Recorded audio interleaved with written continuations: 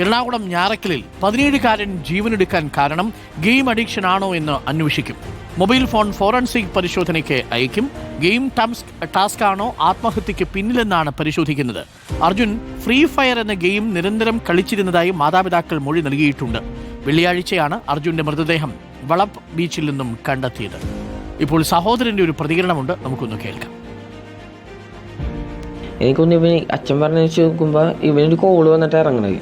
ഇവന് കോള് വന്നിട്ട് ഇറങ്ങിയിട്ട് ഇവൻ ജസ്റ്റ് മുഖത്തൊക്കെ പാനിക്കായി കുറച്ച് അങ്ങനെ ടെൻഷൻ അടിച്ചിട്ടാണ് പോണത്. പിന്നെ ഞങ്ങൾ ചേട്ടന്മാരും എല്ലാവരും കൂടെ CCTVയിലൊക്കെ വെക്കുമ്പോഴും ഇവൻ ഫോണിനെടുത്തിട്ട് വോയിസ് മെയിൽ അയക്കുന്നുണ്ട്. അങ്ങനെയൊക്കെ അയച്ചിട്ടാണ് പോണത്. പോണോ വേണ്ടെന്നുള്ള രീതിയിലായിട്ടാണ് അവൻ പോണത്. ഇവനൊരാൾക്ക് മെസ്സേജ് അയച്ച് പോണോ ഇല്ല തോന്നുന്നത്. പിന്നെ പോണോ വേണ്ടെന്നുള്ള രീതിയിലാണ് നിൽക്കുന്നത്. നേരത്തെ ഉണ്ടായിരുന്നു ഇവിടെ എന്തെങ്കിലും അങ്ങനെ ഒരു ഒന്നുമില്ല. വീട്ടിൽ നിന്നും വലിയ ഒരു പ്രഷറും ഇല്ല. ഇവിടെ പൊതുവെ ആള് അടഞ്ഞിരിക്കുന്ന ഒരു പ്രകൃതിക്കാരനാണ്. പുറത്തേക്കൊക്കെ വല്ലപ്പോഴും മാത്രം ഗ്രൗണ്ടിൽ പോയാൽ വല്ലപ്പോഴും അങ്ങനെ പോകണം. ഗെയിം കളി ഉണ്ട്, അത്രേ ഉള്ളൂ. വേറെ ഒന്നുമില്ല. വേറെ എപ്പോഴും ഫോണിൽ ആരോടും മിണ്ടാതെ അങ്ങനത്തെ അല്ല. എല്ലാവരോടും എല്ലാവരോടും കമ്പനി അങ്ങനെ. ഇതാണ് നമ്മൾ സഹോദരനോട് ചോദിച്ചപ്പോൾ മനസ്സിലാക്കുന്നത്. പുറത്ത് പോയാലും അധികമൊന്നും പുറത്തങ്ങനെ പോയി മറ്റുള്ളവരോടൊപ്പം കളിക്കുകയോ ഒന്നും ചെയ്യുന്ന ശീലം ഉണ്ടായിരുന്നില്ല എന്നാണ് മനസ്സിലാക്കുന്നത്. കൂടുതൽ സമയവും ഈ മൊബൈൽ ഫോണിലായിരുന്നു എന്നുള്ളതാണ്. ശരണുണ്ട് കൂടുതൽ വിവരങ്ങളുമായി. Sharan, good morning Sharan. വീട്ടിൽ നിന്നുള്ള മറ്റ് സമ്മർദ്ദങ്ങളൊന്നും തന്നെ ഇല്ല, പക്ഷേ ഒരു ഫോൺ വന്നു. ആ ഫോണിലൊരു സംശയമുണ്ട്, ഒരു ദുരൂഹതയുണ്ട്. വീട്ടുകാർ പറയുന്നത് ഈ ഫ്രീ ഫയർ എന്ന ഗെയിമിന് ഈ കുട്ടി അഡിക്ഷൻ ആയിരുന്നു എന്നുള്ളതാണ്. എന്താണ് നമുക്ക് ലഭിക്കുന്ന വിവരങ്ങൾ ശരൺ?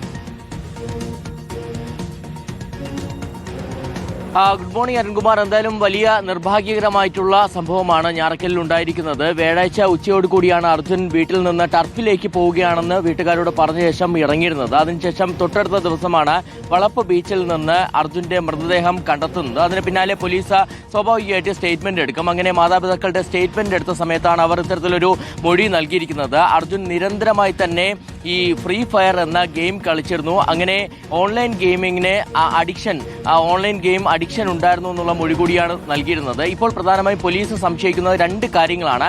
ഇത്തരത്തിൽ അഡിക്ഷൻ എന്ന് പറയുമ്പോൾ തന്നെ ഒരാൾ നിരന്തരമായിട്ട് ഈ ഓൺലൈൻ ഗെയിം കളിച്ചുകൊണ്ട് തന്നെ അങ്ങനെ തോക്കിയൊക്കെയാണെന്നുണ്ടെങ്കിൽ അയാൾക്ക് ഡിപ്രഷൻ ഉണ്ടാകും. അതിനെ തുടർന്നുള്ള ഒരു ആത്മഹത്യയാണോ, അല്ലെങ്കിൽ ഈ ഗെയിം ടാസ്കിന്റെ ഭാഗമായിട്ട് ആരെങ്കിലും വിളിച്ചും സന്ദേശം അയച്ചും ഭീഷണിപ്പെടുത്തി അല്ലെങ്കിൽ സമ്മർദ്ദത്തിലാക്കിയിരുന്നോ എന്നുള്ള കാര്യമാണ്. അപ്പോൾ ഈ രണ്ട് കാര്യങ്ങളുമാണ് പ്രധാനമായും പോലീസ് പരിശോധിക്കുന്നത്. പക്ഷെ അതിൽ കൂടുതൽ വ്യക്തത വരണമെന്നുണ്ടെങ്കിൽ അർജുന്റെ മൊബൈൽ ഫോൺ തുറന്ന് പരിശോധിക്കേണ്ടതുണ്ട്. നമുക്കറിയാം, നേരത്തെ ഈ കടലിലേക്ക് ചാടിയാണ് അർജുൻ ആത്മഹത്യ ചെയ്തിരിക്കുന്നത്. അർജുന്റെ പോക്കറ്റിൽ തന്നെ മൊബൈൽ ഫോൺ ഉണ്ടായിരുന്നു. ആ മൊബൈൽ ഫോണിലേക്ക് ഉപ്പുവെള്ളം കയറി ഫോൺ നശിച്ച നിലയിലാണുള്ളത്.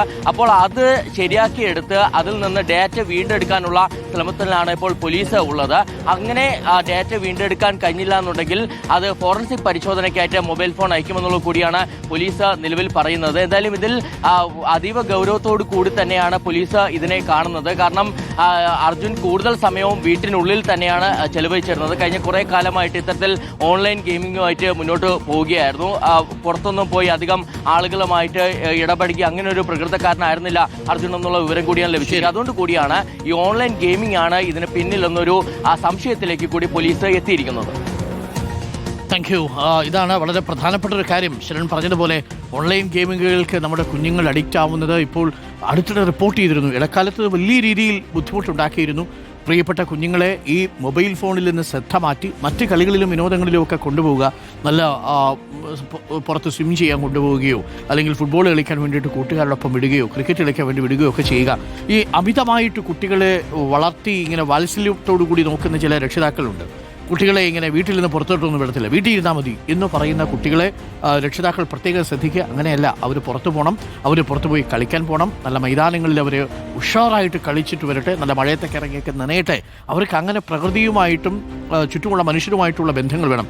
ഇല്ലെങ്കിൽ ഇവരെ തേടിയിരിക്കുന്നത് ഇത്തരം വലിയ ചതിക്കുഴികളാണ്.